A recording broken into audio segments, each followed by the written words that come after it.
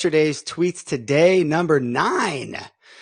We have got a number of items on the docket here for you today. Going to be talking about my new iPad, Twitter Lite. This is for like the 4th day in a row I'm talking about Twitter Lite. SMS Marketing, Calm Meditation Booth, DadLunchNotes, Standups, newsletters, and lastly, never click anything. Okay, first up, got a new iPad, and I haven't really used. I haven't really used iPads or tablets much. I have like a bajillion-year-old one that we haven't. We just the kids use for random stuff, and I finally got a new one, and it's really nice. I mean, for browsing Twitter, I'm surprised by how nice and minimalist it is. I'm not sure if you can see that real well in the video, but the layout is just super nice. It makes the reading and browsing experience so much nicer. It's also just great in subtle ways. Like it's easier to like show somebody something. Like if I want to show my wife something, instead of like grabbing my phone and being like, hey, look at this, and it's like, oh yeah, it's just like, hey, look at this, boom. And you can just like share stuff more easily. It's kind of nifty. And anyways, so I'm really enjoying it. All right, next up, Twitter Lite. Okay, I've been ranting about PWAs for like 3 days in a row. I've been getting interesting feedback from people on them and having some cool discussions and stuff like that. And one of the things that I said is there's literally no PWA that anybody uses as much as a native app, right? Like, and if PWAs can be as good as native apps, then that should be the case. Even if you just look at, let's say, Android users, just to simplify, right? Because Apple limits stuff like real heavily in terms of PWA. And so like some people said that they use Twitter Lite, and I'm like, okay, let me check it out, right? They said it's almost exactly the same as native. Well, the jury is in. It is not exactly the same as native. It's very close. It's probably 95%. It's much better than it was whenever the last time I checked it was. Things like video autoplay sometimes work, which I thought was neat, and things like that. But however, it is worse than native in pretty much every way. It's worse in very small ways, but it's worse in every way. So like things like changing state, right? Switching between tabs is slower, and it doesn't remember your state as much. Video autoplay works some of the time. It doesn't work all the time. Just little things like switching between tabs, little animations, things like that don't work as well. Image upload, video up, so it's probably 95% as good. And I don't understand why people use it. I really don't. Unless specifically you want to save battery usage, or I don't fully understand exactly how much battery usage it saves. Maybe I'm just completely killing my battery like a goofball and not realizing that that's a massive factor. But yeah, I don't understand why people use it unless they have like a real battery needs or bandwidth needs or something like that. But if you're not restricted by hardware, battery, or bandwidth, I don't understand why you'd use it. And I'm probably just thick in the head, but that's my verdict. I did actually use it a little bit to confirm that I wasn't just imagining that. Okay, next up. I have to send myself a test message from Twitter. I want to see if these messages, I apologize for the pause here, but I have to see if the Periscope messages are coming in, and I don't know if they are. I wanted to try sending myself a test, but I can't even see if I'm online or not. I don't see the stream at all. All right. Well, I don't know if it's online or not, but hopefully it is. And I'm going to move to the next one. All right. SMS marketing. So this is cool. I caught a podcast yesterday, which is by Unofficial Shopify podcast by Kurt Elster. and it was from the Klaviyo conference, and covered a number of topics there. One of the big ones was SMS marketing. I think Klaviyo released a support for SMS marketing. And I had a couple of thoughts on this. So for one, there was another e-commerce SMS thing I saw recently, which I'm forgetting the name of, which is relevant. I think it's called Live something. But anyways, it was basically a tool that does SMS marketing for e-commerce. And I had tweeted it out. I was like, this looks interesting. And I got a very strong reply from a buddy, from somebody on Twitter, that was like, not only would I not use this site, I would like actively encourage everybody I know not to use a site that texts me. Now, that's a strong response. And one of the things that was in the Unofficial Shopify podcast was Kurt was talking to people about, hey, what are your thoughts on SMS? Like, people are definitely hesitant about it. And a lot of people's response was basically like, yeah, it is something people can be concerned about, but if you do it right, essentially, then it can work. So SMS is one of those things. Text messages are one of those things where people are very protective of their SMS inbox, right? Their text inbox. What do you call that? Their texts, their phone, and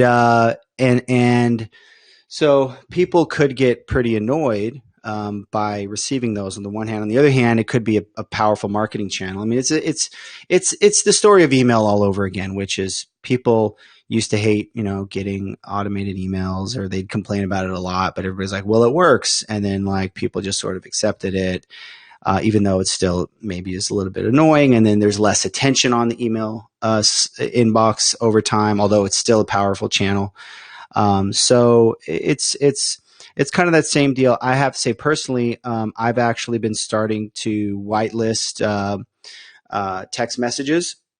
So there's a feature on Pixel where you can just like only have text messages come through for people that people in your contact book or favorites or whatever. And I've been doing that. Because I'll get random text and random like spam phone calls. So I've started to do that, right? So it's less of an issue for me. Like I don't even see most texts right away. Also, I've been paying attention to what Gary Vee is doing with regards to text messages, and he's been talking a lot about that lately.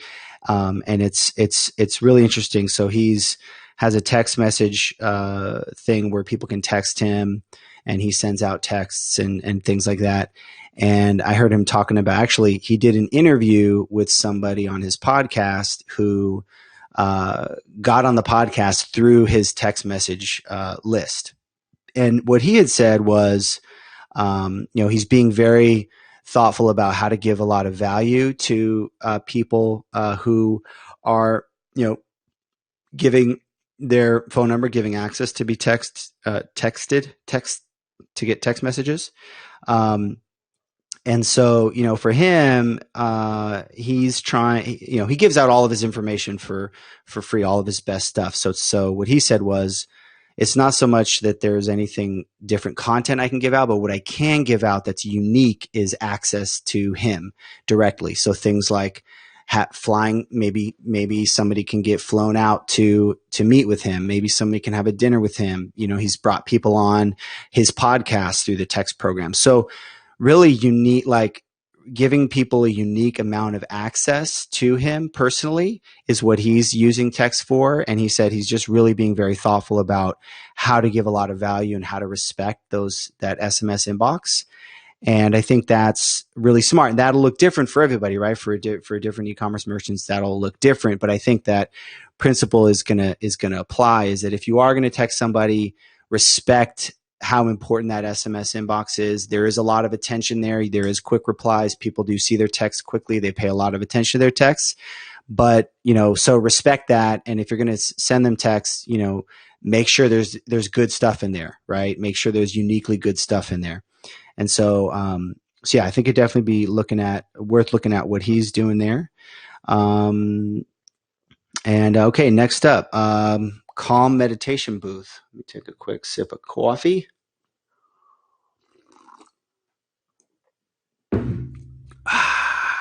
Okay, calm meditation booth. This is cool. That was literally my tweet. This is cool. Calm meditation booth. This is by Brian Chen, tweet by Brian Chen. Super excited for you all to experience this and introducing the Calm booth by Room. So room.com creates sort of these like telephone booth type little rooms. Might be able to see this here on the screen kind of ish. And so they're like little telephone booths, like you might see a little telephone booth in a co-working space, but they're ventilated. They're really nicely done. They're really, really well executed. And then Calm is the meditation app. So they did a little joint program there where it's just a cool little meditation booth that you can just pop into, use your Calm app and stuff like that. And I thought it was great. You could potentially have that at conferences. I think about how sometimes you're at a conference and you're in the middle of it and you're just all conferenced out and you're just kind of like need a little space to yourself, and I've joked about, having a napping pod or whatnot, which is could be a cool idea, but this could be a great idea.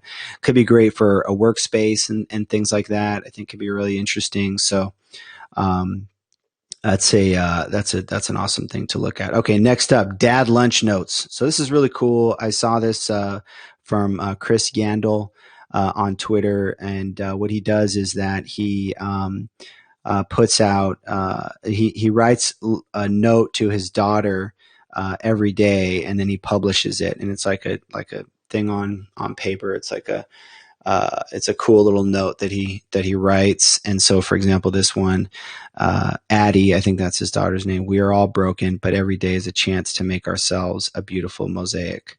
Love, Dad. And I just thought this was beautiful, man. Like I have daughters and and a son, and I'm always thinking about how to teach them things, how to how to teach them, how to share, things I've learned with them. And you kind of always feel like, man, am I doing that good of a job of it? I don't know if I am. I don't know if I'm not. And I think about, what are ways I can do that? And this is just a really cool way to do that. Like write a little letter every day. And then putting it online is cool too, because it spreads awareness. And I believe he's also turning this into a book, or it's already a book, and I've always loved the idea of like writing a book for your kids, like I think I've seen that idea on a few different movies and stuff where like you write a book and then you give it to them for after you die or whatever. Like there's different ways, or when they get married or whatever. Like that's such a cool idea. So it's just a beautiful thing, and there's just so much positivity on Twitter and on the internet. And if we look for it, and if you look for toxicity, you can find that too. But if you look for beautiful stuff, man, there's a lot of really great stuff out there. So so that was really cool. Okay, next up, are stand-ups for product teams useless? So this is a tweet from Andy Johns. Stand-ups for product teams are useless. I only care to know about what you did or what you're doing if it inhibits my work. The rest is useless, tell, not show. Instead, replace them with meetings about making decisions, since an unanswered question is what stalls product teams.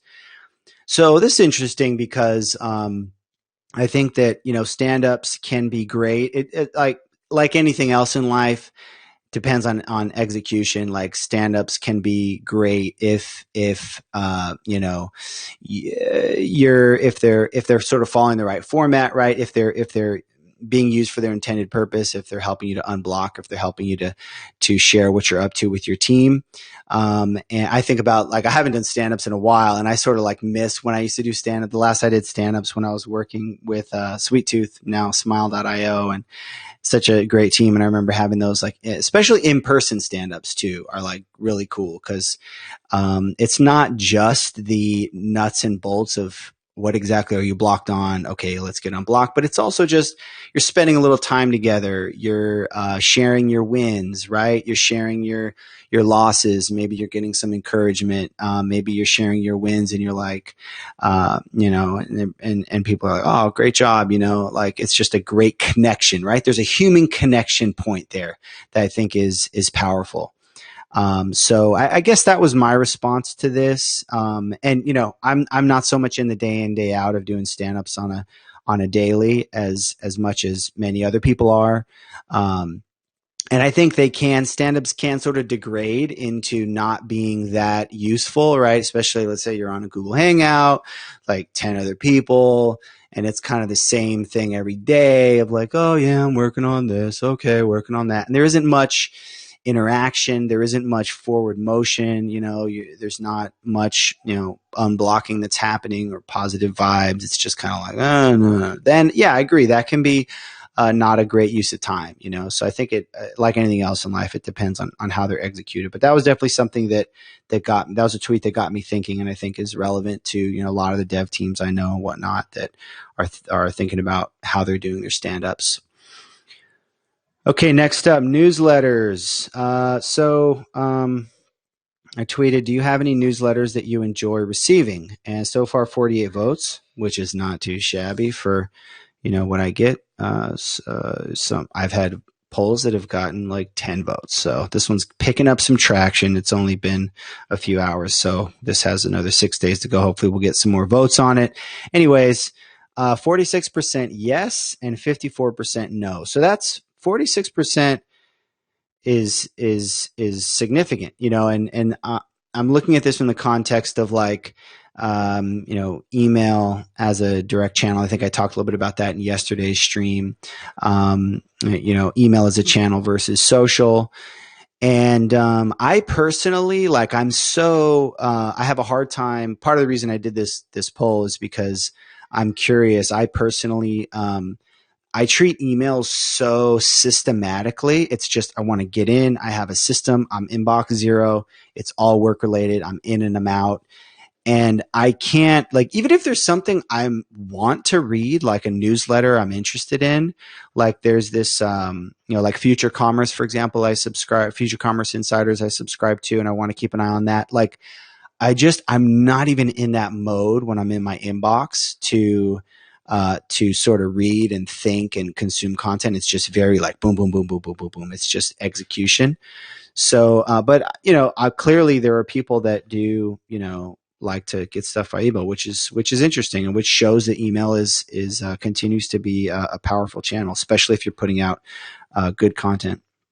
Okay, next up, I forgot to give myself the tweet so that I could quickly look it up. But this one is never click anything. So, okay, here we go. So it's funny that good security hygiene means to never use the single most foundational mechanism of the web itself, which is clicking on links. So this is something I just tweeted out because I was listening to, I believe it was a James Altucher podcast yesterday. I tried to find the episode number just now and I couldn't find it. But it was a really interesting episode, actually. He was talking with this guy who had got in trouble for doing scams and stuff like that. It was he was the basis for the movie Catch Me If You Can with Leonardo DiCaprio. And it was really interesting. But just one of the quick things in there is they were talking about fraud and different things like that I believe it was James that said was, I never click on any links. And it reminded me that's a good practice is to, because anytime you get phished, it's ultimately clicking on a link somewhere, whether that's in an email, social. It's funny. I was looking at an Elon Musk tweet. This was a few days ago, and I clicked on this tweet. It was a thread. There was two tweets from him in the thread. The third one said Elon Musk. It had the same picture, and it said, "Send me Bitcoin." I was like, "Oh, that's interesting." And I clicked on the link. It went to a Medium post. The Medium post was like, "Oh yeah, send me Bitcoin and I'll send you Bitcoin." I was like, "Oh, that's really interesting. Elon Musk is doing this thing with Bitcoin. Like, that's amazing." I was literally like a full minute into it before I realized, like, oh my God, this is a fish. Like, it was a fake account, fake Twitter account that you had the same photo and what. So anyways, the point is we can all get phished. And so it's like, but it's crazy because links, I mean, HTTP is what does HTTP? Hypertext Transfer Protocol, right? Hyperlinks are the foundation of the web. They're the foundation of the web, most foundational mechanism of the web. And at this point, this day and age, good security hygiene is don't ever click a link ever, you know? And it's just, it's wild. You know, I don't know if anybody actually does that. I mean, the people who are really security conscious do it, but it's kind of ironic. So anywho, that is all for now. Thanks. I hope you have a fantastic Wednesday, and I'll see you tomorrow.